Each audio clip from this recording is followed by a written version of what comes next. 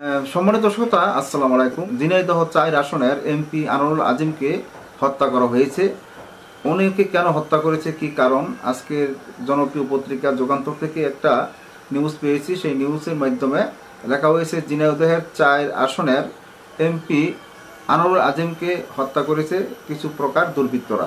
এখন সেই দুর্বৃত্তরা কেন তাকে হত্যা করেছে, কি কারণ, এখানে বাংলাদেশের রাজনৈতিক অঙ্গনে যদি কোনো মানুষ কোনো ভালো কিছু করতে যায় তাহলে তার পেছনে শত্রু লেগে যায়। এখন ভালো কিছু করতে যাওয়াতে এমন ধরনের ঘটনা ঘটেছে নাকি অন্য কোনো ঘটনা ঘটেছে? ঢাকা মহানগর গোয়েন্দা পুলিশের কমিশনার মোহাম্মদ হারুনুর রশিদ স্যার বললেন এটাকে ভালোভাবে তদন্ত করা হচ্ছে, কিছু আসামি ধরাও পড়েছে, এমন ধরনের কথা বলেছেন। এবং কেন হত্যা করেছে, কি কারণ, এটার বিশ্লেষণ কি আসতে পারে। দৈনিক যুগান্তরের যে প্রতিবেদনটা উঠে এসেছে, আমরা সেই প্রতিবেদন ঘুরে দেখে আসি, তারপর বুঝতে পারবো এখানে এমপি আনোয়ারুল আজিম কেন খুন হয়েছেন। ঝিনাইদহ ৪ আসনের সংসদ সদস্য আনোয়ারুল আজিম বাংলাদেশের কিছু অপরাধীর হাতে নৃশংসভাবে খুন হয়েছেন বলে জানিয়েছে ঢাকা মহানগর পুলিশের অতিরিক্ত কমিশনার মোহাম্মদ হারুনুর রশিদ।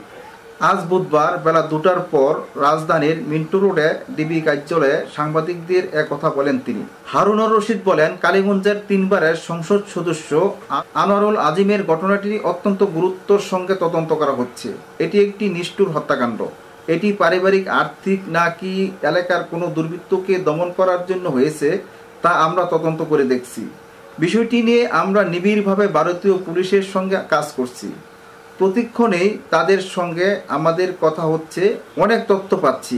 তদন্তের স্বার্থে যেসব বিষয়ে আমরা বলতে চাচ্ছি না।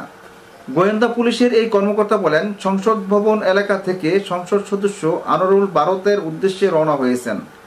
এজন্য এ ঘটনায় শেরেবাংলা থানায় আজকের মধ্যে মামলা হবে। তার মেয়ে মামলা করতে সহযোগিতা ও পরামর্শের জন্য আমাদের কাছে এসেছে। আমরা তার মেয়েকে মামলা করতে সহযোগিতা করব। তিনি আরও বলেন, একজন সংসদ সদস্যকে যেভাবে বাংলাদেশের কিছু অপরাধী নৃশংসভাবে হত্যা করেছে, আমরা তাদের কয়েকজনকে আইনের আওতায় নিয়ে এসেছি। তদন্তের স্বার্থে আমরা আটক ব্যক্তিদের নাম বলছি না, বাকিদেরও আইনের আওতায় আনা হবে। সংসদ সদস্যের লাশ উদ্ধার হয়েছে কিনা এমন প্রশ্নের কোনো উত্তর দেননি ঢাকা মহানগর পুলিশের অতিরিক্ত কমিশনার মোহাম্মদ হারুনুর রশিদ। তবে ডিবি পুলিশের ওয়ারি বিভাগের উপকমিশনার মোহাম্মদ আব্দুল আহাদ জানান, লাশ উদ্ধার হয়নি। এর আগে সংসদ সদস্যের মেয়ে মুমতানিন ফেরদৌস ডিবি কার্যালয়ে সাংবাদিকদের সঙ্গে কথা বলেন। তিনি তার বাবার খুনিদের দৃষ্টান্তমূলক শাস্তি দাবি করেন। হত্যাকারীদের বিচার তিনি স্বচক্ষে দেখিয়ে যেতে চান বলেও দাবি করেন।